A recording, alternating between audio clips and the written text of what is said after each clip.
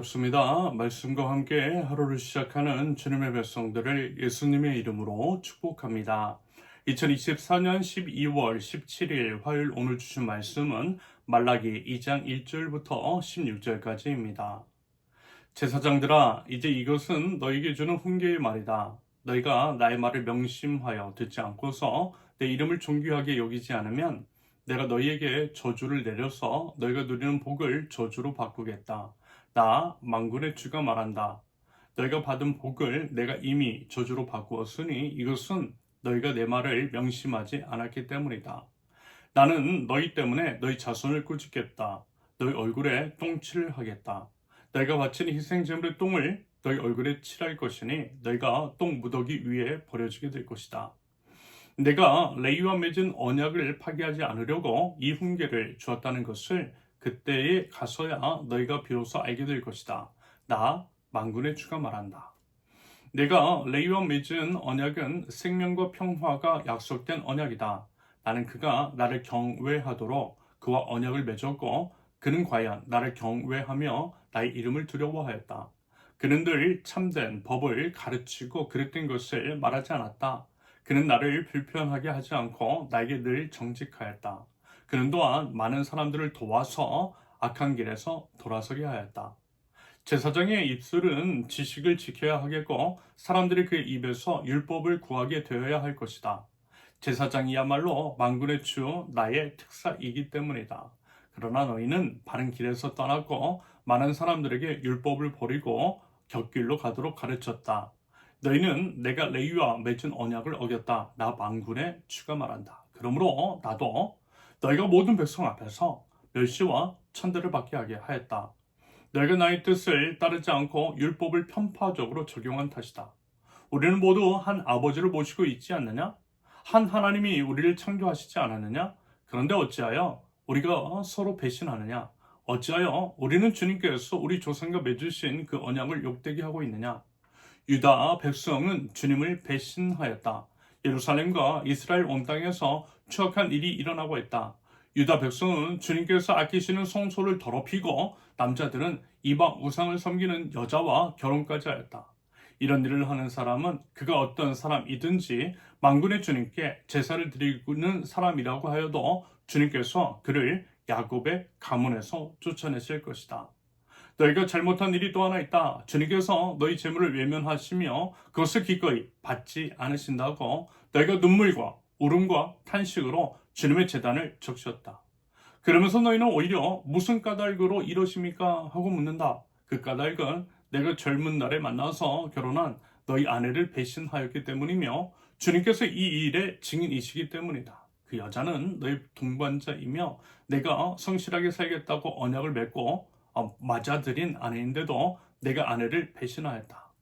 한 분이신 하나님이 내 아내를 만든지 않으셨느냐?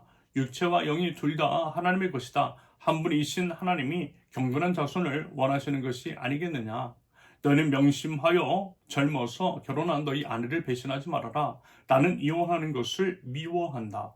주 이스라엘의 하나님이 말한다. 아내를 학대하는 것도 나는 미워한다. 나 만군의 주가 말한다.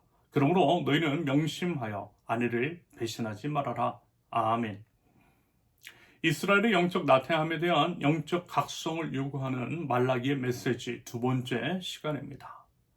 하나님은 보통 심판의 메시지를 선포하실 때 그 대상으로서 지도자들을 지목하실 때가 많아요. 정치 지도자나 종교 지도자. 결국 윗물이 맑아야 아랫물도 맑다라는 것이고요. 일반 국민들은 지도자들에게서 지대한 영향을 받을 수밖에 없는 것입니다. 여러분 어떻습니까? 근래의 주국 대한민국. 전세 사기, 폰지 사기 등 나라 내 사기꾼들이 득세하고 그로 인한 수많은 희생양이 양성되고 있는 것. 그것은 결국 무도의 정치와 연관이 되어 있는 것일 수 있어요. 맨 윗선이 사기꾼이니 그리고 이제 무도하니 그 밑은 말할 필요도 없는 것입니다. 탐관 오리들이 득세하고 국민들은 억울함을 호소할 수도 없고 그러니 해결도 없는, 그래서 어려움과 힘듦의 상황에서 벗어날 수 없다라고 하는 이야기를 참 많이 들었는데요. 결국 지도자들이 총체적으로 타락했다라고 하는 증거일 수 있고요. 그 임계점을 넘은 것이 최근 12.3 내란일 수 있겠습니다. 이 사안을 엄중하게 봐야 한다라는 것이고요. 그렇기 때문에 하나님께서는 지도자들의 책임에 대해서 더욱더 엄중하게 물으시더라는 것을 우리는 성경을 통해 어렵지 않게 확인할 수 있습니다. 여러분, 하나님은요, 반드시 책임 물으세요. 많이 맡기신 자에게는 더 많은 책임 물으세요. 지도자들에게는 당연히 그 밑에 있는 사람들보다 훨씬 더 큰 책임을 물으시는 것이 당연합니다. 이런 맥락에서라도 지도자들은 더욱더 책임 의식을 가지고 그 맡은 바 책무를 엄중한 마음으로 감당하는 것이 맞는 것입니다. 그래서 보세요. 하나님은 이스라엘에 대해 경고하시면서 제사장들을 콕 집어서 말씀하고 계세요. 결국 나라가 이 모양 이 꼴이 된 것은 제사장들, 영적 지도자들의 책임이라는 것입니다. 제가 이제 호세아서나 아모스서를 나누면서 말씀을 드렸을 것입니다. 결국 우리나라가 이 사단이 난 것은 우리 때문이라고요. 우리 믿는 자들 때문이라고요. 하나님께서 대한민국 사회 안에 리더로 세워주셨는데 그 역할을 제대로 하지 않으면서 비롯된 창극이라고 했습니다. 그러면서 이제 결국 그것은 목사들, 오늘 본문에서 말하면 제사장들의 책임일 수 있다는 거죠. 하나님의 말씀을 온전히 전하지 않아서 생명의 복음이 아니라 무도한 폭력, 혐오와 차별을 조장해서 그런 것일 수 있겠습니다. 여러분, 하나님 나라 복음이라고 하는 관점을 가지고 하나하나를 꼼꼼하게 살펴보실 수 있기를 바랍니다. 편견과 선입견을 벗어버리고요. 오직 복음의 관점에서 살펴보시면 좋겠어요. 그러면요. 상황에 대한 분별 및 판단이 가능할 것입니다. 5절 보세요. 5절, 내가 레위와 맺은 언약은 생명과 평화가 약속된 언약이다. 생명과 평화가 약속된 언약. 맞아요, 여러분. 하나님은 생명이세요. 주님은요, 평화의 왕이세요. 이것이 하나님 나라 복음입니다. 이와 같은 관점으로 우리가 마주하는 모든 것들을 해석해야만 합니다. 그런다고 할 때 12.3 내란, 총을 들이댄 것은요, 죽음을 위한 선택이었어요. 생명을 살리기 위한 계엄 선포가 아니었다는 것입니다. 게다가 계엄의 정당성 확보를 위해서 전쟁을 일으키려 했던 것은 평화를 깨는 것이었어요. 이것은 하나님 나라 관점에서 바라봤을 때 하나님을 거스르는 것입니다. 그런데요, 왜 많은 목사들이 이와 같은 무도함에 대해서 침묵을 하는 것인지 모르겠어요. 10월 27일 연합집회 때 수많은 사람들이 광장에 남아 기도하며 외쳤던 그 결기는 대체 어디로 갔는지 의문이 듭니다. 정치에 대해서도요, 너무나 편파적이죠. 어느 당이 집권을 할 때는 위에 있는 권세에 복종하라고 합니다. 그런데 다른 당이 집권을 하면 그렇게 정부를 심하게 비난을 하더라고요. 그래서 하나님이 심판하시는 거 아닐까요? 한국 사회 안에서 한국 교회가 멸시와 천대를 받게 하신 것입니다.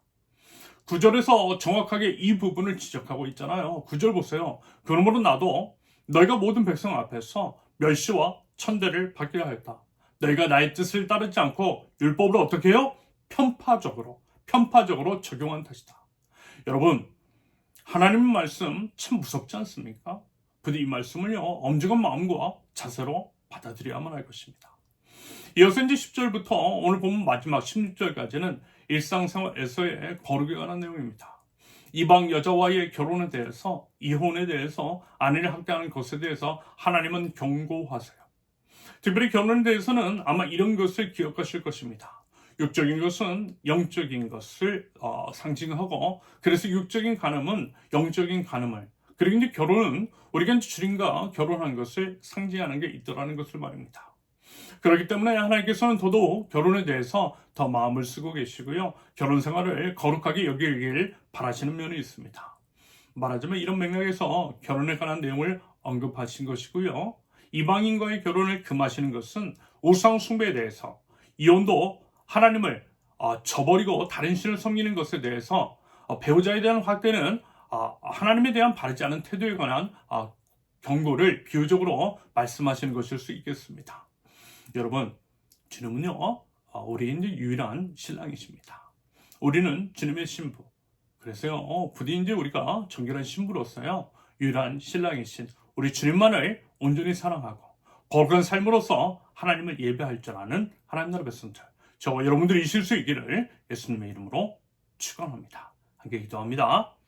하나님의 말씀을 생명처럼 지키겠습니다. 주신 말씀을 바르게 해석 및 적용하되 편파적으로 적용하지 않게 하시며 오직 하나님의 뜻을 따라 하나님의 나라를 세워나가는 하나님 나라 백성들 저희에게 없어서 오직 주님만을 사랑합니다. 오직 주님만을 예배합니다. 오직 주님의 기쁨이 되기를 원합니다. 오직 주님 안에서 하나님의 영광을 위해 하나님의 명예를 위해서 거룩한 삶을 살아갈 수 있도록 하나님 저희 삶을 인도하여 주시옵소서. 예수님의 이름으로 기도합니다. 아멘.